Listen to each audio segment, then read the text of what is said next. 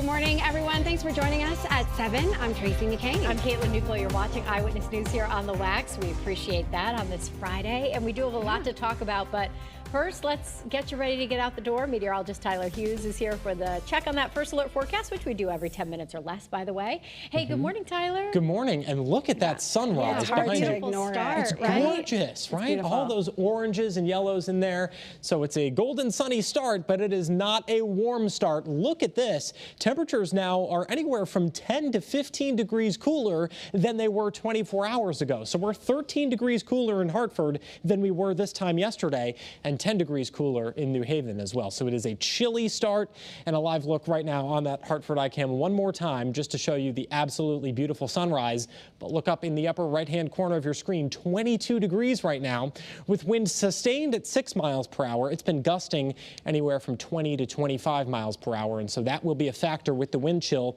In the teens this morning, that's what you'll need to dress for as you head out to work or school.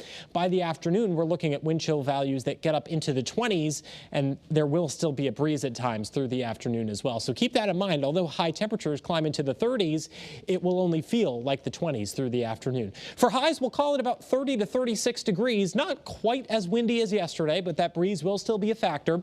Other than that, though, lots of blue skies and sunshine through the afternoon. So that is the good news there. Now, the next big thing we're tracking in the first alert forecast is the chance for some accumulating snow overnight Saturday into early Sunday morning. And in fact, some places that haven't even seen snow yet this year could see some flakes flying and some accumulation as well. I'm looking at you down on the shoreline.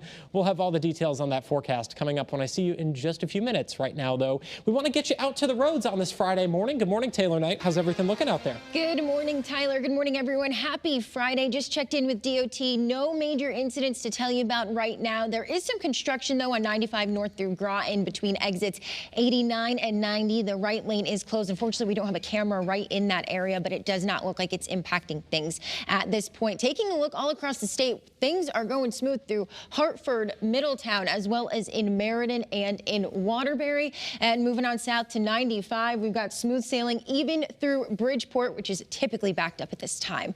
I'm Taylor Knight with your Connecticut Chevy First Alert Traffic Report, driven by your Connecticut Chevy dealers. All right, we're following some breaking news here just into our newsroom out of Hartford. That's where police are investigating a robbery that happened late last night on Putnam Heights. Your reporter, Sierra Jordan, joins us now. So, Sierra, you just got to the scene. What can you tell us?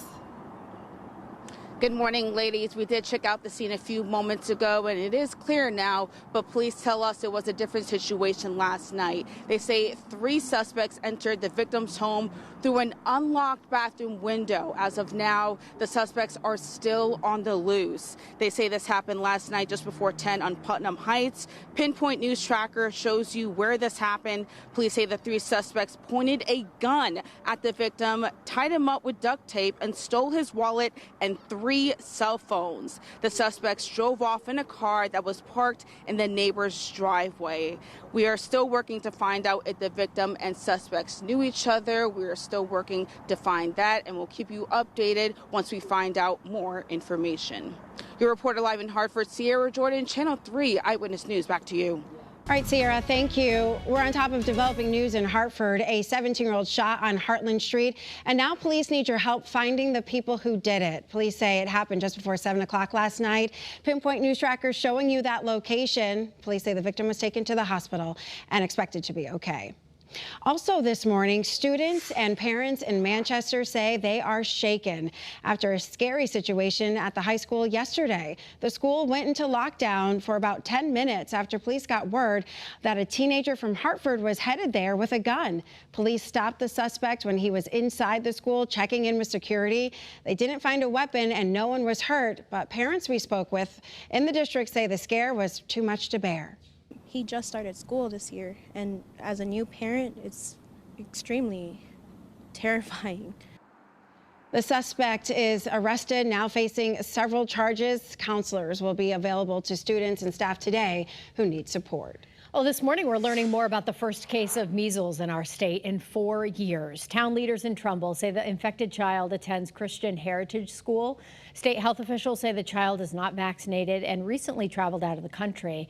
They say vaccination is the best way to protect your children. This morning, millions of people covered under the Affordable Care Act are bracing for big jumps in health coverage. Yeah, that's because the U.S. Senate failed to pass two competing bills to lower costs for people covered through the Affordable Care Act. This was a big issue, you remember, during the government shutdown. Democrats wanted to extend tax credits for another 3 years. Republicans thought it was too expensive and introduced their own plan that would give the money directly to consumers. Well, experts warn the Senate's vote means health care costs are about to explode for millions of Americans when those subsidies expire. Yeah, but here in Connecticut, more than 100,000 families will be temporarily shielded from any increase. Your reporter Roger Suzanen is in New Britain to shed some light on this important new program in our state. Good morning. You know, Connecticut lawmakers on both sides of the aisle were really worried that these rising costs would devastate the low and middle income families who are covered through Access Health CT. So they earmarked $70 million in state funding that will offset these vanishing subsidies.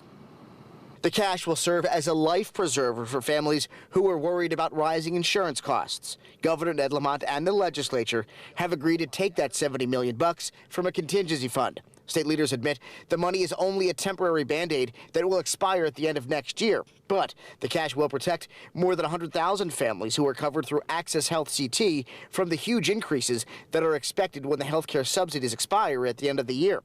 If you'd like to enroll, act quickly. The deadline to get coverage by January 1st is this Monday. And now, thanks to this injection of cash, you know the cost of the program won't skyrocket. And by the way, tomorrow there is a free Access CT Health sign-up event here at Lead New Britain from 10 a.m. until 2 p.m. on Main Street.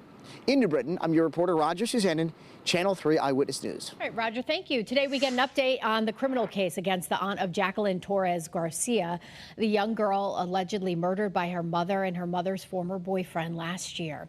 An attorney for the girl's aunt, Jacqueline Garcia, says that she's not expected to appear in court, but evidence is still being reviewed. Garcia is charged with child cruelty.